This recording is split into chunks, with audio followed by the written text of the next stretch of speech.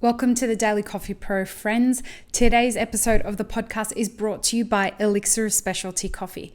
Looks like whiskey, feels like tea, made from coffee, and unlike anything you've ever tasted before, Elixir is available to be delivered all over the US from elixirspecialtycoffee.com. Just enter code IMAPPERFORWARD at checkout to receive 10% off of your first order. Today is a special episode of the Daily Coffee Pro.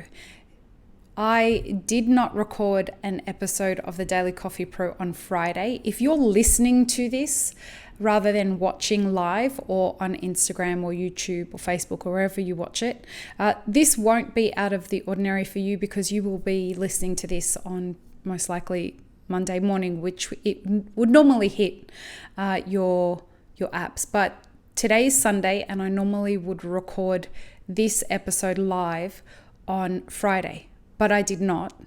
And the reason is because this very subject that I want to talk about today, I hadn't finished processing the complexity of what I wanted to talk about.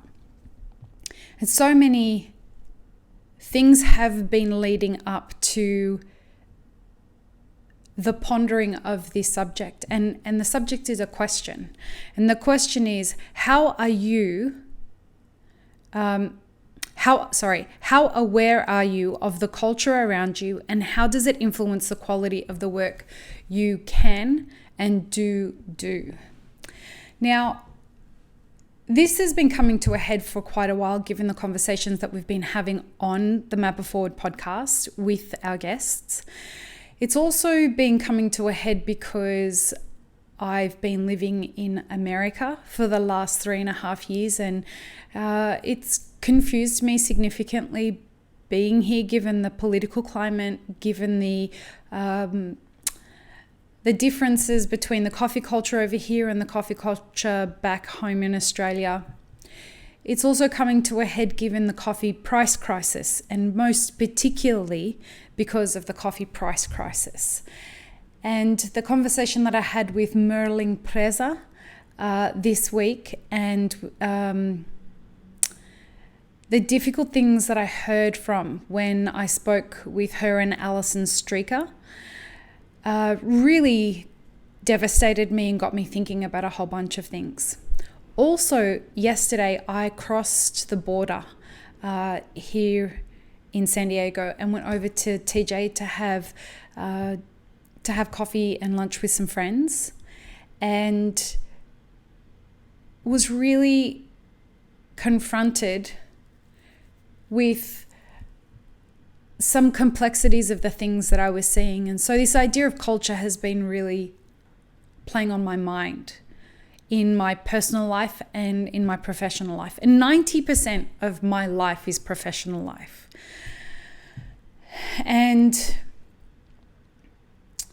I'm mentoring a number of people at the moment, as well as the people who are working for me, as well as trying to mentor myself out of some of the situations that I'm seeing that don't sit well with me in our industry and don't sit well with me in the world around me. And I don't mind admitting to you that for pretty much a good part of the last decade, but absolutely, definitely, since I've moved to America, I've felt it difficult to assimilate into what feels like Western culture. And let me explain what I mean by that. Because I obviously was a part of Western culture before that. I've always lived in Western culture, but I've come to realize that soon after I kind of left everything that I knew that was a safe life, and I let go and went out into the world. So I left everything that I knew. I got a divorce and left my lovely husband, and I left the job that I knew. Like I was gradually leaving all the safe stuff. Moved to another country. I moved to America for the first time. I kept thinking that there was something wrong with me. because I couldn't find where I fit in. It's only this week, after speaking with Merling and a whole bunch of things coming together, that I realized that I've been looking at a lot of this wrong. The idea of culture has been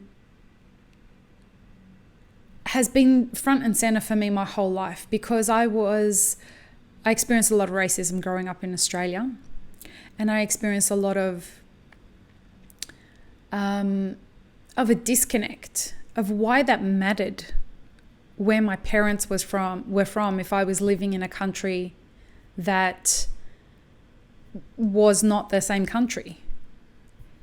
And I promise I'm coming to why this is relevant for the coffee industry. I have been wondering why racism exists at all, why sexism exists at all, ageism, all the isms. Why we're homophobic, why we have a problem with the trans community, why we have a problem with white men, why we have a problem with women, why we have a problem with anyone who's not the same color as us. Why is color a fucking deal at all? Why do we care if someone's into latte art and other people aren't into latte art? Why do I care what machine somebody's using and what brand they're loyal to, and all of this kind of stuff? Well, it comes down to identity. And it comes down to where we belong and how we use that identity to identify where we belong. The key for me, the missing part that made so much sense this week, that I had to delay the recording of the podcast in order to help my thoughts form properly. And I still don't know that they're formed properly. So I appreciate you giving me the opportunity to talk them out more here, so I can, I guess, get them more formed. The complexity of this issue is that I think so many of us who are perplexed by this subject of culture and where it's at, is that we missed the memo that kind of that advised us that we now live in an individualistic culture. I certainly missed that memo.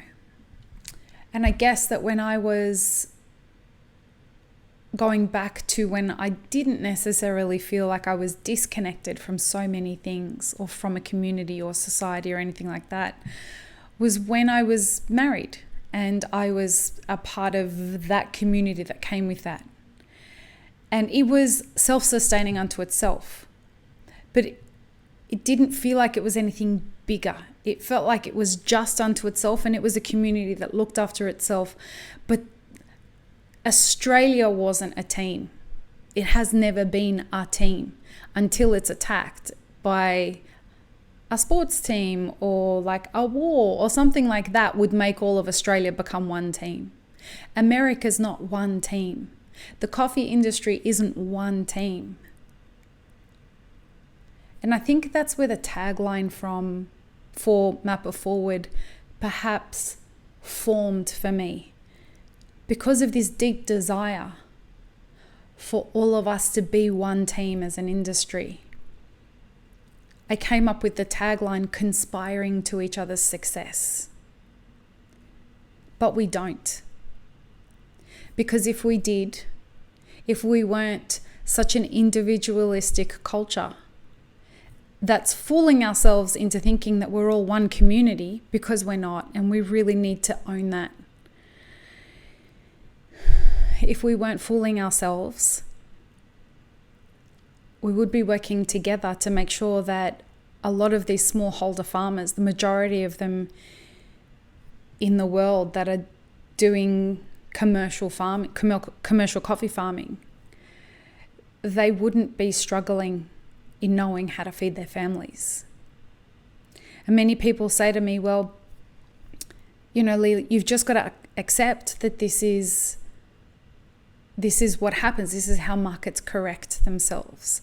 And in fact, if they leave the supply chain, the price will correct. I can see that. That doesn't make it right. I know how free markets work on a general level. I understand that philosophy. But we're not one team. And none of this is going to get fixed with any kind of real long-term consequence if we don't start thinking about ourselves as one team. Because culture is that thing that gives us our rules of engagement. Culture is a boundary that tells us who we're all trying to look after. On one hand, we think that we're a community-based culture. And on some levels, that's correct. But I think in actuality, we are an individualistic culture. I definitely know that America is. And I don't say that as a criticism, I say that as a statement. I've asked hundreds of people here over the last few weeks, hundreds of people. I've asked if they think of America as a community or as an individualistic culture, a selfish culture. Everyone's out for themselves. 100% of the people that I asked said that America is an individualistic culture. Americans are just out for themselves. The same thing could be said about Australians. The same thing could be said about so many different communities in the world, because this feels like the time that we're in now. And that's what I mean by I miss the memo. I don't know when it became like this. But I know that there was a transition. And I know that it changed. And it didn't change for all the right reasons. It didn't change for any of the right reasons, because we didn't manage the transition. And now what we see is loads of people suffering. We see baristas going to work terrified if they're going to get bullied. And we see baristas excited about going to work because they're going to feel like they're at least a part of something if they're there. I hear that a lot from people. The reason I want to work in coffee is because I want to feel like I'm connected in with my community. And the moment I leave that job, I feel disconnected. And so on that level, I think that's what's allowed us to fool ourselves into thinking that we're a community-based culture. But that's the facade. That's what it looks like on the outside. Yeah, sure, cafes are where communities are created. But the Coffee at Large movement didn't get as big and as loud as it is because we're a community-based culture. It got that way because there are a lot of people that are feeling very disenfranchised. They're feeling very isolated. They're feeling very unheard. And it's not just employees, it's employers as well. And it's coffee producers as well. And it's importers and it's exporters and it's roasters and it's everybody.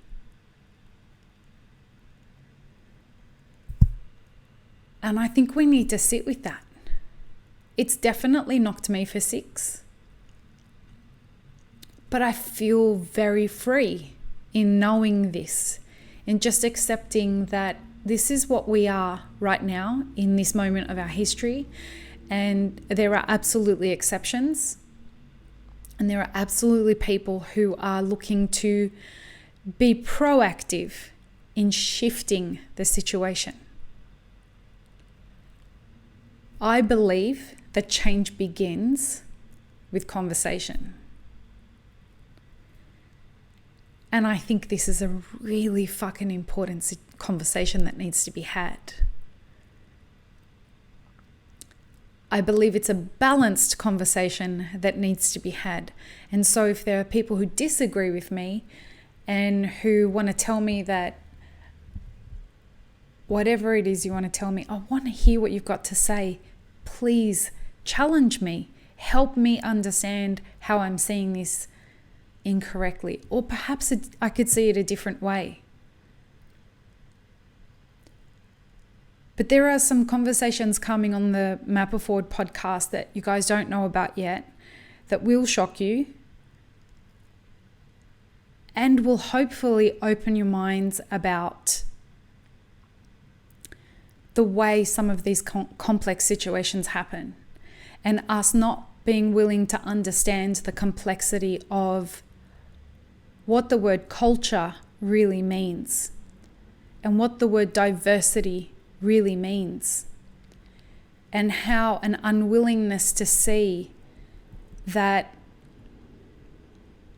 different communities grow up, or different races or different groups of people grow up in their own different microcultures that cause them to react to other microcultures in one way completely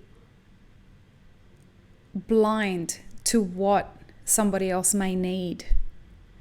And this is where we're getting into this really dark, murky, grey territory of things that end up happening, like coffee at large. Like people getting talked really severely at work for all the wrong reasons in the way that they get spoken to. I'd love to hear your thoughts. I'd love to hear your comments and questions and anything else you'd like to offer. You are more a part of this conversation than you realize. So please, let's start the conversation.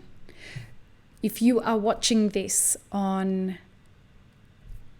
YouTube, please hit the subscribe button wherever it is down here and the little bell that's next to it so that you can get notifications when we go live. On that note, peace, love, and peanut butter, friends. Have an amazing rest of your day.